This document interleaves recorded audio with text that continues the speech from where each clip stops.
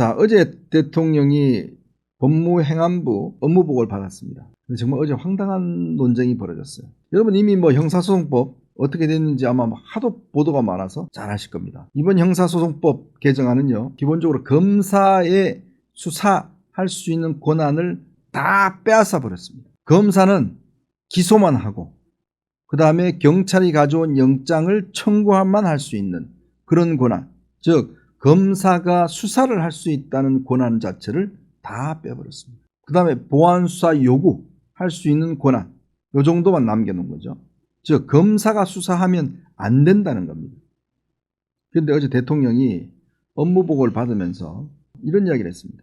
저는 형소법을 안 읽어봤는데 개정된 형소법에 의하면 검사는 수사하면 안 된다고 되어 있어요? 이렇게 이야기를 물어봅니다. 이게 무슨 이야기냐면, 자, 10월 2일이면 검사의 수사권이 없어집니다. 근데 지금 합동수사본부가 있어요. 지금 9개의 합수본이 가동 중에 있습니다. 마약범죄 합수본, 금융증권범죄 합수본, 가상자산 합수본 등등 해서 9개의 합동수사본부, 즉 검찰과 경찰이 그 다음에 관계기관들이 합동으로 수사를 본부를 만들어서 지금 수사를 대응을 하고 있어요. 여기에 수사주의는 누가 하냐? 지금 검사가 하고 있습니다. 자, 그러면 10월 2일이 되면 여기에 있던 검사들, 합동수사본부에 있던 검사들이 어떻게 되죠? 지금 이 형사소송법에 따르면 전부 다 철수해야 됩니다. 그리고 일체 수사에 개입할 수가 없습니다. 왜? 검사는 수사를 할 수가 없기 때문에 그렇습니다. 근데 대통령이 이걸 정확하게 몰랐던 모양이에요. 그 금지한다는 명시적인 규정이 없으면 수사할 수 있는 거 아니에요? 정 장관 어떻게 생각해? 라고 정성호 장관이 아닙니다. 수사 못합니다. 아니 그 금지한다는 것만 할 수 있으면 그거 예외적으로 할 수 있는 거 아니에요? 법무부 차관이 나서서 아닙니다. 아무것도 못합니다. 만약 그렇게 수사를 하게 되면 재판 과정에서 심각한 공소 취소 사유가 됩니다. 왜? 수사할 수 없는 자가 수사를 관여했기 때문에 그 사건에 대해서는 공소 취소가 되는 거예요. 이게 바로 독수독가입니다. 즉 수사할 수 없는 사람, 예를 들어서 제가 어떤 수사에 개입한다, 자문을 한다, 그러면 그 수사는 무효가 되는 겁니다. 왜? 저는 수사할 수 있는 권한이 없는 일반인이기 때문에 그렇습니다. 검사도 이제 저하고 똑같아지는 거예요. 이 12월 3 이번 통과된 형사소송법 개정안의 핵심적 정신은 검사가 수사를 할 수 없다라는 겁니다. 그렇게 민주당이 설계를 해놨어요. 그래서 정성호 장관 등등이 그렇게 이야기를 했는데도 대통령이 뜬금없이 법안 통과를 다 해놔놓고 아니 검사가 수사할 수 없어요? 왜 없대요? 이러고 있습니다. 그건 안 읽어봤는데? 그랬더니 윤호중 행안부 장관이 그거 공소청하고 그렇게 해서 3개 해서 그냥 자문하면 됩니다. 그랬더니 정성호 장관은 그것도 안 됩니다 라고 명시적으로 이야기했습니다. 이 어제 대화에서 느끼는 의문, 첫 번째 의문, 만약 이재명 대통령이 법안을 읽어보지도 않고 공표했다고 그러면 이거는 심각한 직무유기다. 이거 나중에 헌법재판소에 가면 이 사안 자체가 꽤 논란이 될 수가 있다고 저는 봅니다. 왜? 우리의 대통령은요, 국회는 입법권을 가지고 있습니다. 근데 대통령, 이 행정부는 법률 공포권을 갖고 있어요. 즉 국무회의의 심의를 거쳐 법안을 관보에 게재함으로 인해서 법은 그때부터 작동이 됩니다. 지난 4일날 전자관보를 보시면 형사소송법 개정안이 거기에 실려 있습니다. 그래서 지난 4일부터 형사소송법 개정안은 가동이 됐습니다. 근데 그걸 누가 하냐? 밑에 사인을 이재명, 대통령 이재명, 그 다음에 정성호 법무장관 딱 몇 명이 부서를 하게 되어 있습니다. 그러면 그 법이 가동이 됩니다. 근데요, 여기서 나 안 읽어봤는데? 안 읽어보고 서명했는데? 이런 걸 자인하는 거 아닙니까? 내가 법을 예를 들어서 어떤 회사의 회장이나 사장이 막 결재 사인 하잖아요. 나중에 재판에 문제가 됐어요. 그건 나 안 읽어봤는데요? 이러면 어떻게 될까요? 판사가 어떻게 판결할까요? 아니 CEO가 그거 안 읽어보고 판단해요? 그거? 안 읽어보고 사인합니까? 수천억 되는 거를? 글쎄 말이야, 안 읽어봤어요. 이게 말이 되는 소리입니까? 더군다나 그렇게 사회적 논란이 있고 그렇게 반대 여론이 많았고 심지어 돌려차기 피해자 김진주 씨가 X를 깔아서 대통령이 잘 보는 이 SNS에 깔아서 대통령님 이거 절대 안 됩니다. 거부권 행사해 주세요라고 그렇게 신신당부를 했는데도 불구하고 나 그거 안 읽어봤는데? 이렇게 이야기를 하면 뭐 어쩌라는 이야기예요? 어쩌라고요? 뭐 정말 이거는 뭐 대통령이 이 말 안 했다면 모르겠지만 안 읽어봤다고 이야기를 해버렸으면 이거는 나중에 굉장히 중대한 법률적 문제가 될 수도 있습니다. 만약 이 형소법에 대해서 이 법원에 위헌 법률 제청이라든지 뭐 헌법 소원하게 될 경우에 아마 재판부가 판단 내릴 때 대통령이 읽어보지 않았다, 보지 않았다. 요 이야기는 근데 뭐 그러니까 청와대에서 참모들이 그게 아니라 세세한 자구를 안 봤다 뭐 그런 이야기다라고 변명은 하지만 그러나 대통령이 명식으로 이야기하지 않습니까? 읽어보지 않았다. 그럼 그건 어떻게 이야기를 할 건가요? 자, 바로 이 법의 맹점이 거기 있습니다. 지금요, 이번 법률이 보면 검사가 수사를 하고 수사 지휘를 걸 일체 막아버렸어요. 검사는 피해자를 만나서 면담권이 있어요. 근데 그 면담하잖아요. 제가 예를 들어서 뭐 이번 사건의 피해자를 한번 불러서 면담 요청하면 면담하잖아요. 근데 전혀 다른 이야기를 해요. 경찰 수사와는 다른 이야기. 그러면 예전 같으면 검사가 그 진술 조서를 받아서 증거로 제출합니다. 법원에 증거로 제출할 수 있어요. 법원은 증거만 보고 판단해야 됩니다. 근데 지금은 그렇게 된 법률에서는 증거가 인정이 안 됩니다. 뭐라고 그래야 되냐?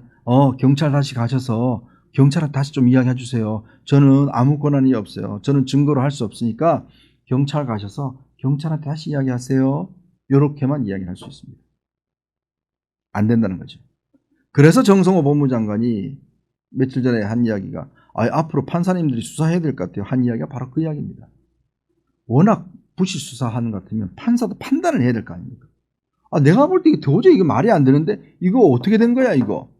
라고 물어봐야 될 거 아닙니까? 그러니까 그런 프랑스 같은 경우는 판사가 수사권이 있습니다만 우리는 없죠. 심지어 그런 이야기까지 한 겁니다. 그렇게 해서 오죽했으면 정성호 장관이 물론 이 사람도 비겁한 사람이지만 대통령 면전에서 대통령이 몇 번 묻는데도 불구하고 안 됩니다 그거 수사 못합니다 라고 했을까요? 자 그럼 검경합동수사본부 다 해체되면 경찰이 이런 지금 이 가상자산 수사 이런 것들을 제대로 할 수 있을까요? 또 하나의 문제가 있습니다. 특사경 문제입니다. 특별사법경찰관이 있습니다. 특사경은 각 이 부처에 수사할 수 있는 어떤 이 권한을 준 특사경인데 예전에는 이 특사경을 전부 다 누가 지휘했냐? 검사가 지휘를 했습니다. 근데 여기에 또 검사 지휘권이 박탈됐습니다. 근데 더 황당한 건 바로 이 특사경하는 공무원들이에요. 공무원들이 법을 잘 모르잖아요. 그래서 물어요 검사들한테 이거 어떻게 돼요? 이거 법률에 해당돼야 안 돼요? 저 답변 드릴 수 없어요. 저 지휘 못해요. 끝 이렇게 돼버립니다. 그러니까 이제 최근에는 특사경을 안 하겠다고 그래요. 왜? 혹시 잘못할 경우에 이거에 대한 나중에 처벌을 받을 수 있기 때문에 특사경을 하지 않겠다는 겁니다.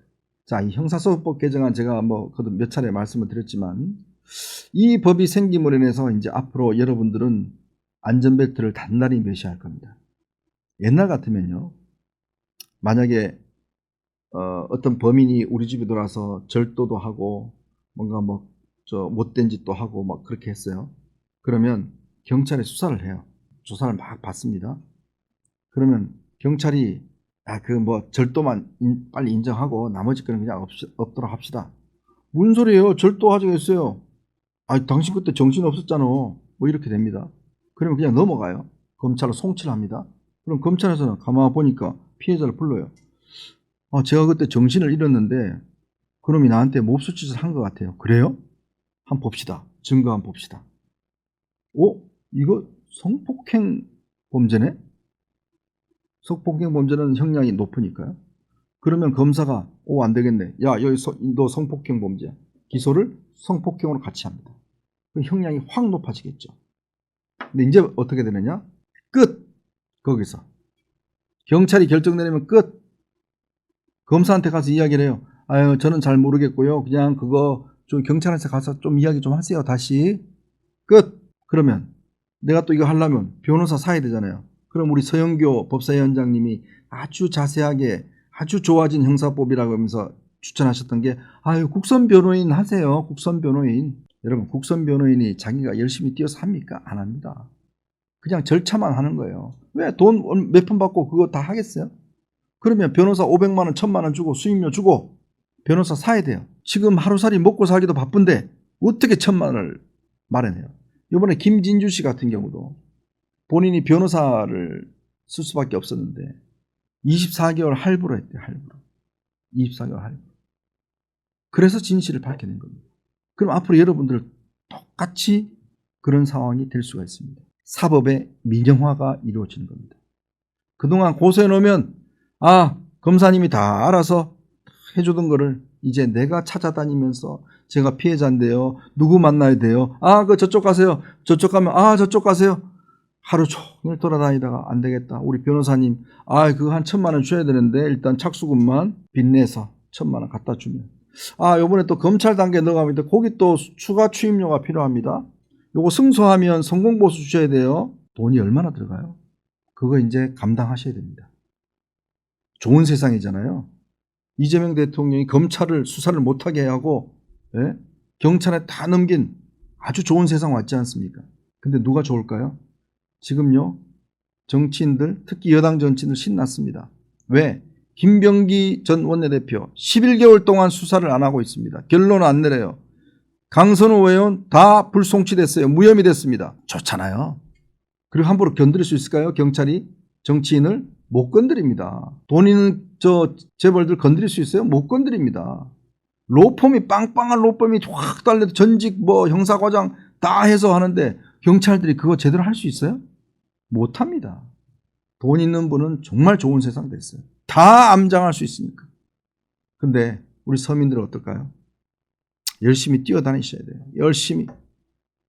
생계를 다 중단하고 열심히 뛰어다니셔야 진실을 밝힐 수 있습니다. 그래도 밝힐까 말까입니다. 검사들은 놀고 있죠.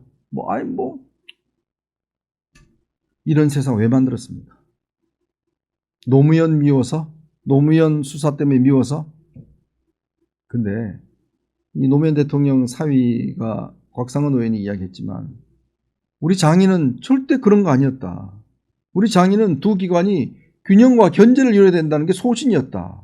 누가 우리 장인이 검찰 수사권 박탈하라고 그랬냐 라고 이야기를 하고 있습니다. 여러분 잘 아시겠지만 노무현 전 대통령 왜 극단적 선택을 했습니까? 그분이 수사받는 과정에서 부인과 자녀들 당시에 태광그룹으로부터 돈을 받았던 게 다 드러났지 않습니까? 시계 받았던 거 다 드러났고 그런 상황인데 그걸 복수하겠다고? 수사 복수하겠다고? 조국 수사한 거 복수하겠다고? 아니 조국이 무죄였어요? 무죄 났습니까? 징역 2년의 실형을 선고받았습니다. 대법원까지. 근데 그거 보복하겠다고 검찰을 없애버려요? 그런 다음에 이제 정말 좋은 세상 왔다 만세 외치고 있습니다. 누굴 위한 만세인가요? 자기들을 위한 만세 아닌가요? 자, 이러다 보니 지금 2030 여성들이 지금 엄청난 불안감에 떨고 있습니다. 지금요 우리나라는 세계적으로 치안이 굉장히 좋은 나라로 알려지고 있습니다. 그런데 만약 이렇게 되면 이 이재명 정권의 강력한 지지층이었던 2030 세대가 이제 두려움에 떨고 있습니다. 최근에 여론조사를 보시면 이런 현상이 노골적으로 나타나고 있습니다. 왜? 아니 결혼하려고 해도 집도 못 가죠. 이제 치안도 불안해져. 아니 그동안 내가 이재명 정권 지지해줬는데 왜 이러지? 지금 20대 여성의 지금 부정적 평가가 지금 굉장히 높아지고 있는 그런 상황입니다. 자 30대 볼까요? 이제 결혼해야 되죠. 30대들. 집 못 구합니다. 전셋집 없어요. 집 구하려면 대출도 안 돼요. 멀리 지금 수도권 서울 벗어나서 저 경기도 가서 출퇴근 지옥을 맛봐야 됩니다. 그러니 부정 여론이 40%가 넘게 나타나고 있습니다. 이게 현실입니다. 즉 이재명 정권의 근본을 형성했던 지지율이 지금 급격히 몰락하고 있는 거죠. 자, 이런 상황에도 왜 이렇게 할까? 결국은 정치인들의 범죄를 수사 못하게 하기 위해서 결국 국민들의 소중한 인권 보호 또 국민의 억울함을 풀어줄 수 있는 시스템을 망가뜨리고 있다라는 겁니다. 반드시 책임을 물어야 할 것 같습니다. 참 대한민국이 그래도 대통령도 구속시킨 나라예요. 그리고 재벌 총수도 구속시킨 나라입니다.